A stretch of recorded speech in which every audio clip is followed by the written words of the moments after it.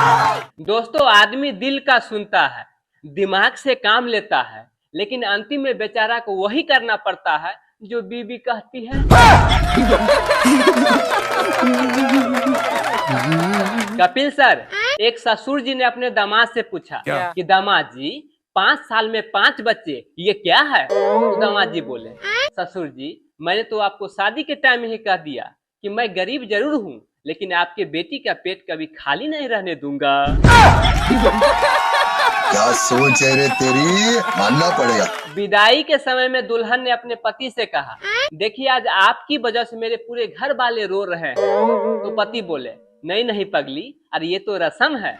तो दुल्हन बोली, नहीं, देखना ना पूरे जिंदगी भर मैं तुम्हें कैसे रुलाऊंगी।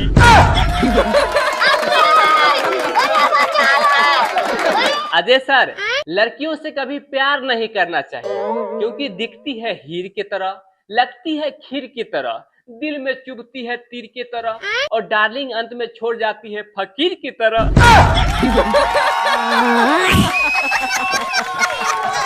कपिल सर, बहुत सारी लड़कियां आई हुई हैं, तो मैं सभी लड़कियों को एक फ्री में सलाह देना चाहता हूँ कि नमक खाना चाहिए स्वादानुसार और भाव खाना चाहिए शकल अनुसार।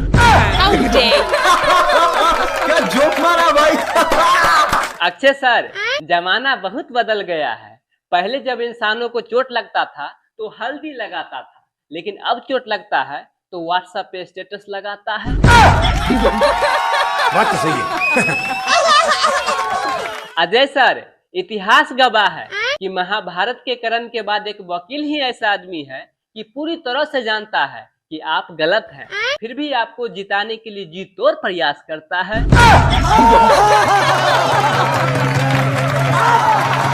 सर, शादी में आई हुई लड़कियां पहले तो भरपेट खाना खाती है, उसके बाद खाना में ही नुक्स निकालती है। बाय द वे, अगर खाना में नुक्स नहीं निकाल पाई तो जाते जाते दूल्हा में नुक्स निकालती है कि दूल्हा मोटा है, दूल्हा कलुआ है, दूल्हा के मुछ नहीं है।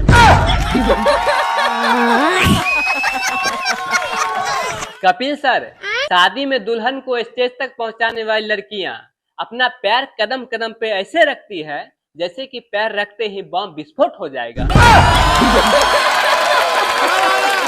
बात तो सही है। सर, पत्नियों का मानना यह है कि किसी को टूट के चाहने से बेहतर है कि उसे कूट के चाहो। बड़े खतरनाक लोग हैं। दोस्तों, चप्पल टूट जाए तो जुड़ नहीं पाती है, चप्पल टूट जाए तो जुड़ नहीं पाती है, और पापा की परी मोटी हो जाए तो उड़ नहीं पाती है।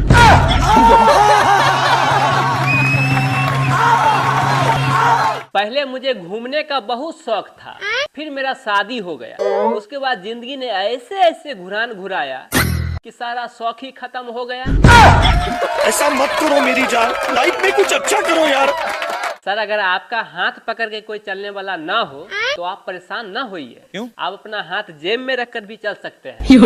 बस यही ना, लोग कहेगा बड़ा एटीट्यूड में चल रहा है। क्या जोक मारा भाई, मजाक है भाई, मजाक। एक मरीज अपना ऑपरेशन करवाने के लिए अस्पताल गया और डॉक्टर साहब से पूछा, डॉक्टर साहब मुझे इस अस्पताल में कितना दिन रुकना पड़ेगा? तो डॉक्टर साहब बोले, देखो, अगर तुम्हारा ऑपरेशन सफल रहा तो 1 सप्ताह तक रुकना पड़ेगा, अगर असफल रहा तो मात्र आधे घंटा। एक पत्नी अपने पति से बोली, ए जी सुनिए ना, मेरे जीभ में छाले पड़ गए हैं, छाले।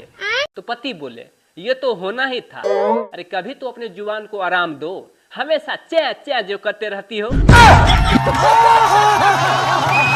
जी बोलिए प्लीज। कपिल सर, कुछ लोग गरीब के हक के लिए लड़ते हैं, अच्छी बात है, लड़ना चाहिए, पर ये लोग लड़ते लड़ते खुद अमीर कैसे हो जाते हैं और वो लोग गरीब के गरीब ही।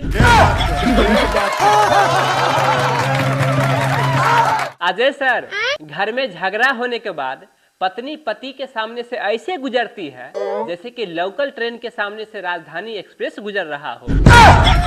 समझ रहे हो? समझ रहे हो ना?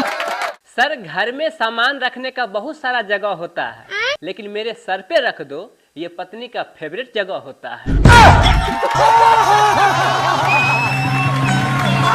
गोविंदा सर, हमारी सरकार जनसंख्या बढ़ाने पर नियंत्रण लगा रहे हैं, वहीं दूसरी तरफ नसबंदी कराने पे 1500 रुपया और बच्चे पैदा करने पे 6,000 रुपया दे रहे हैं। अब आप ही बताइए, इस सिचुएशन में जनसंख्या घटेगा कि बढ़ेगा?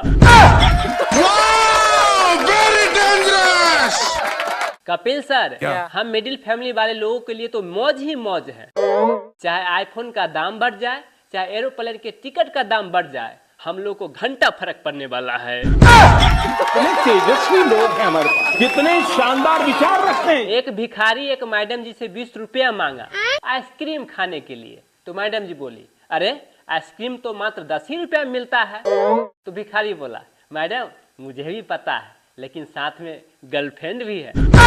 तो मैडम बोली, तू भिखारी होकर भी गर्लफ्रेंड पटा लिया? तो भिखारी बोला, नहीं मैडम, अरे वही गर्लफ्रेंड तो मुझे भिखारी बना दी है। शादी के 2 महीना बाद सास बहू आपस में लड़ रही थी, तो बेटा अपने पापा से बोला, पापा मम्मी को कहिए ना कि मेरी पत्नी से ना लड़े। तो पापा बोले, लड़ने दे बेटा, लड़ने दे, पहली बार मेरे अलावा तुम्हारी माँ किसी से लड़ रही है, इसी बहाना मेरे भी मन का कुछ शांति मिल रहा है।